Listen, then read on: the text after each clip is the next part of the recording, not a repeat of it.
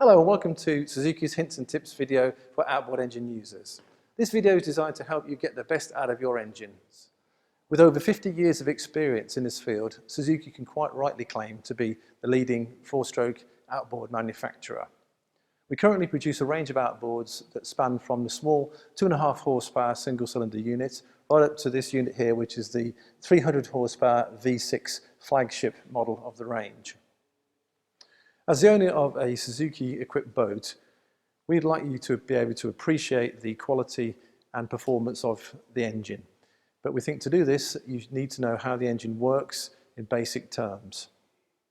All of Suzuki's outboard engines from 15 horsepower upwards are fitted with fuel injection systems. The position of the system may change according to the model used. However, in all cases, it's very important that fresh, clean fuel is used.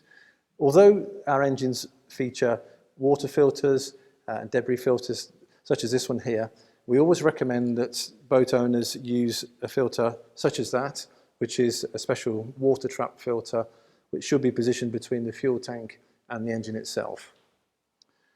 In all cases, the engine will have a low pressure fuel pump to lift the fuel from the onboard fuel tank up to the engine itself. In this case, it's an electric pump. The rest of the system is a self-contained unit which feeds high-pressure fuel through to the injectors. That applies even to the small 15 horsepower twin-cylinder engine. In this case, there are 6 injectors because it's a V6 engine. Our outboard engines operate in hostile environments, and corrosion is an inevitable thing unless they are looked after. And our engines are designed with anodes, in fact up to 12 anodes in some of the larger engines, which are designed to corrode before the engine does. It's important that your dealer looks at these on a regular basis every year when the engine is serviced to check for corrosion. Once they show excessive signs of corrosion, they should be replaced. They're not expensive and it's worth doing. All of our fuel injected outboards feature a diagnostic plug into which the dealer can plug their diagnostic machinery to monitor the health and performance of the outboard engine. It's always important to make sure that your engine is cooled properly. As we see here, this engine has water intakes around the gearbox front here. The water enters there and is pumped via a pump which is situated just here up through the rest of the engine. It's important to make sure that nothing blocks these intakes. Certainly our engines benefit from having high temperature warnings and they will certainly let you know if the engine is overheating. But please make sure that such things as plastic bags, seaweed and so on don't block these intakes. The pump here is a very simple centrifugal pump with a rubber impeller.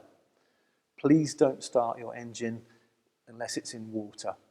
There is also a danger that within a few seconds this pump can be damaged by friction within the pump if there's no water flowing through it.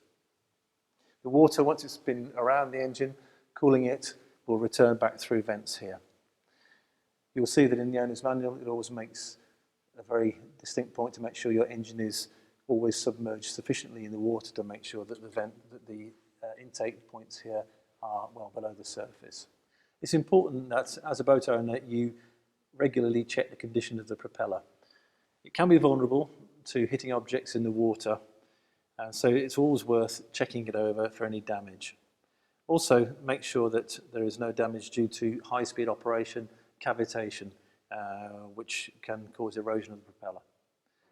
All Suzuki outboard engines are 4 strokes, and it's always important to make sure that the oil level is maintained.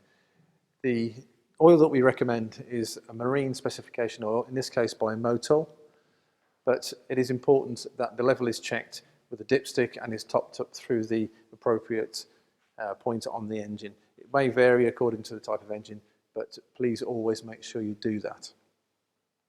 The larger Suzuki outboard engines are typically used with remote controls. And often people think that such things as kill cords are of less importance. Even though the kill cord is not actually attached to the engine itself, it is still a vital part of safety equipment. We always recommend that users of the boat keep a spare kill cord on board, such that if somebody is thrown overboard and takes a kill cord with them, then the person who has to maybe pick them up still has a kill cord to be able to operate the engine.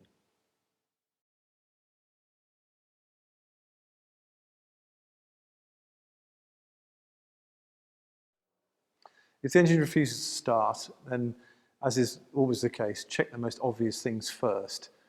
Typically, make sure you have a good quantity of fuel and that the fuel has managed to get itself up to the engine. Just because there's fuel in the tank on the boat, it doesn't mean that it's necessarily in the fuel system of the engine. Make sure of that first. Look in the filter housing that you can see under the hood of the engine. Also make sure that, of course, other obvious things such as the engine is in neutral. The engine will not start if it's in gear. Also check that the battery cables are good, the battery's in good condition, that the cables haven't loosened if the sea is rough as you've been driving the boat.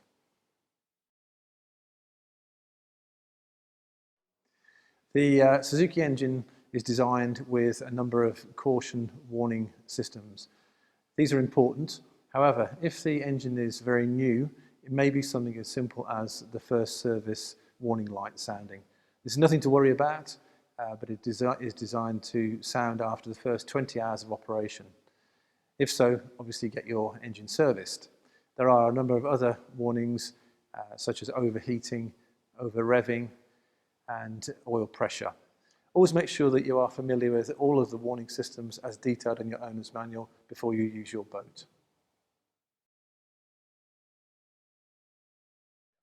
If you find that the engine is not running smoothly, it's running rough, and it is cycling, in other words, the engine revs are going up and down, it may be due to fuel starvation. That is not difficult to check. The thing to do is remove the hood and look at the fuel system, the fuel filter, to see whether there is fuel there, fuel present. If there isn't, or if there's a low fuel level, check the hoses between the fuel tanks and the engine to make sure there's nothing kinked there, and obviously make sure you have enough fuel in the tanks. Sometimes a situation like this can be caused by overheating, so have a look at the temperature of the engine on the gauge and make sure there's nothing blocking the water intakes around the propeller area. Obviously switch the engine off first and lift it out of the water to check that. Yeah. It's unusual for an engine to stop completely, but if it does, then it may be something very simple like running out of fuel. Please make sure of that. If that is not the case, have a look at the state of the propeller. Is there something jamming it? Is there something like rope, for example, wrapped around the propeller? Lift the engine out of the water and have a good look. If you encounter a situation where the engine is running and revving, but the boat is not moving, in other words, the propeller isn't turning, it may be due to the propeller having slackened on its shear mounting. In other words, the propeller is designed to be able to spin freely should it hit a stationary object in the water. Switch off the engine, lift the engine out of the water and check the condition of the propeller. Put it into gear with the engine switched off and see whether the prop will turn. If it does, then there is obviously something wrong with the drive mechanism. In most cases, small problems are due to very simple things. Always check the technical tips page in your owner's manual. If you do have persistent problems, visit your dealer for their advice and help. One of the most important documents with your engine is the owner's handbook. This tells you everything you need to know about using your engine. And in particular, there's a page here showing the inspection and maintenance schedule. You should adhere to this rigidly to make sure your engine lasts and proves as reliable as Suzuki expect it to be. You've bought a Suzuki engine, it is a very valuable commodity. It's important that you maintain it in every way. One of the most important things to do is to make sure it's kept clean and free of salty water. This means hosing the engine down after you've used it in the sea, and also making sure that you flush out the interior of the engine using the flushing points on the engine. These are specially fitted with a garden hose thread. They will enable you to put a fresh water supply into the engine and flush it through for as long as it takes to flush out salt residues, salt, silt, and so on. It's essential that you do take your engine to your local dealer at least once a year. For this service, they will change your oil, your filters, change the fuel filter as well, and replace the anodes, plus grease any parts that need to be greased. This is essential to maintain the engine for many years of operation. They will also, if you ask them, winterize your engine, that is, prepare it for long periods of inactivity over the winter. You want this engine to start in the spring when you come to use the boat for the first time. We believe that Suzuki produced the ultimate four-stroke outboards. Look after your engine, have it looked after by your dealer, and you can enjoy the product for years and years.